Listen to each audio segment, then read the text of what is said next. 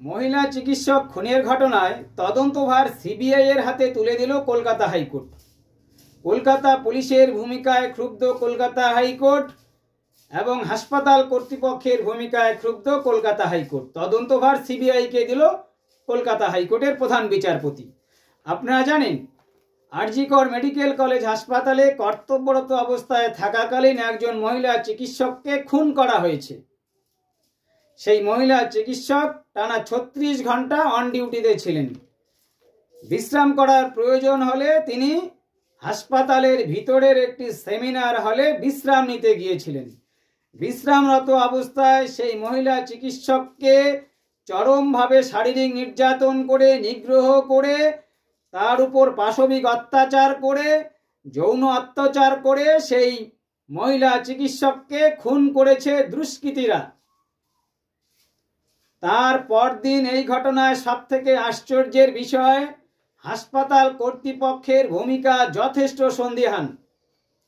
হাসপাতাল কর্তৃপক্ষের তরফ থেকে পরদিন সকালে সেই মৃত মহিলা চিকিৎসকের পরিবারকে ফোন করে বলে দেওয়া হয়, একজন নিজেকে অ্যাসিস্ট্যান্ট সুপার হিসেবে পরিচয় দিয়ে বলে আপনার মেয়ে আত্মহত্যা করেছে। কি অদ্ভুত বিষয়! একজন মহিলা চিকিৎসক হাসপাতালের ভিতরের রুমে খুন হয়েছে।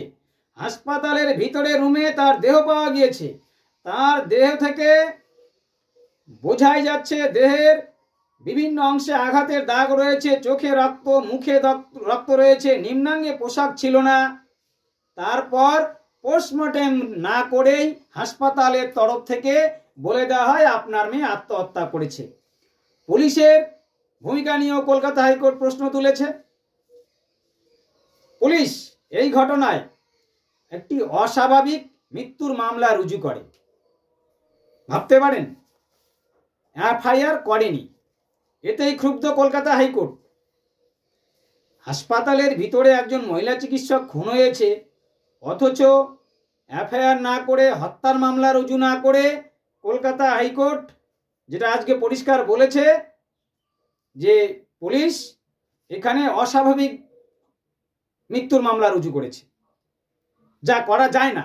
হাসপাতালের ভিতরে একজন মহিলা চিকিৎসক খুন হয়েছে, এখানে অস্বাভাবিক মৃত্যুর মামলা রুজু হতে পারে না, পরিষ্কার করে দিয়েছে কলকাতা হাইকোর্ট।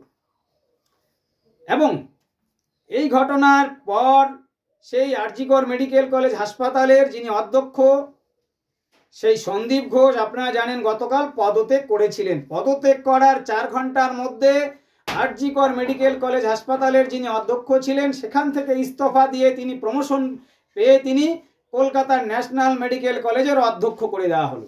স্বাস্থ্য দপ্তরের ভূমিকা নিয়ে প্রশ্ন। তারপর ন্যাশনাল মেডিকেল কলেজের পড়ুয়ারা অধ্যক্ষের ঘরে তালা দিল, তাকে ঢুকতে দিল না। আজকে কলকাতা হাইকোর্ট তাকে পরিষ্কার বলে দিল আপনি ছুটিতে চলে যান।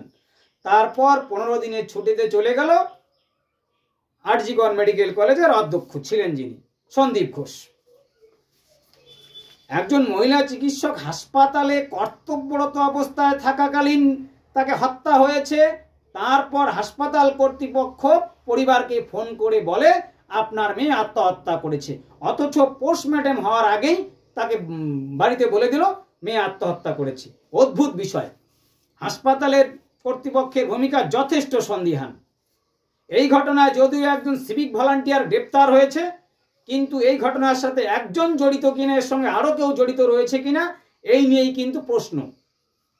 অনেকেই মনে করছে যে এই ঘটনায় আরো অনেকেই যুক্ত রয়েছে। আপনারা জানেন রাজ্য জুড়ে জুনিয়র চিকিৎসকরা আন্দোলনে নেমেছে, কর্মবিরতি করছে।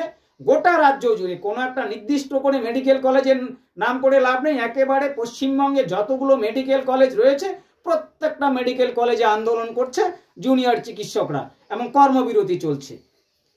তারপর শুধু বাংলা নয়, পশ্চিমবঙ্গের বাইরে গোটা দেশ জুড়ে জুনিয়র চিকিৎসকরা আন্দোলন চালাচ্ছে। এই ঘটনার বিচার চাচ্ছে তারা। একজন কর্তব্যরত মহিলা চিকিৎসক যিনি হাসপাতালের ভিতরের একটি রুমে হত্যা করা হয়েছে।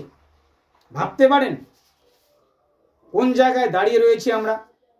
হাসপাতালের ভিতরে চিকিৎসককে খুন হতে হয়, যে চিকিৎসক সাধারণ মানুষকে পরিষেবা দিচ্ছিল টানা 36 ঘন্টা, সেই চিকিৎসককে হত্যা করা হয়েছে।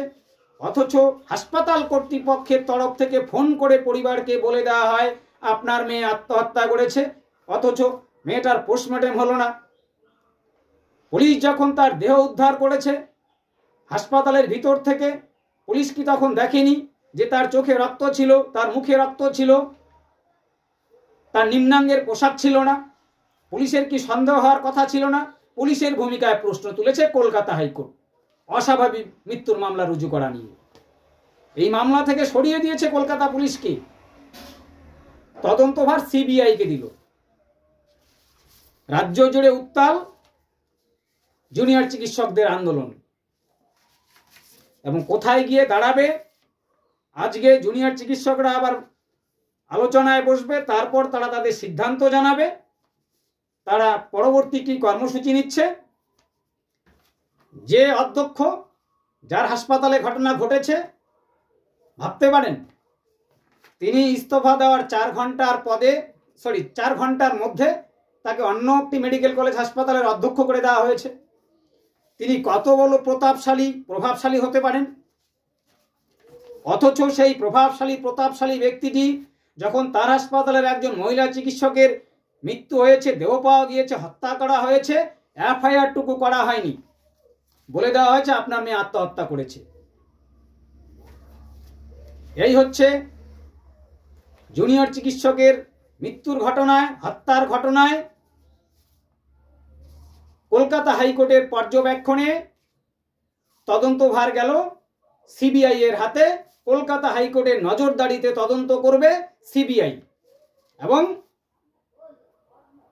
কলকাতা হাইকোর্ট আজকে পরিষ্কার করে দিয়েছে পুলিশের ভূমিকা এবং হাসপাতাল কর্তৃপক্ষের ভূমিকা নিয়ে প্রশ্ন তুলেছে।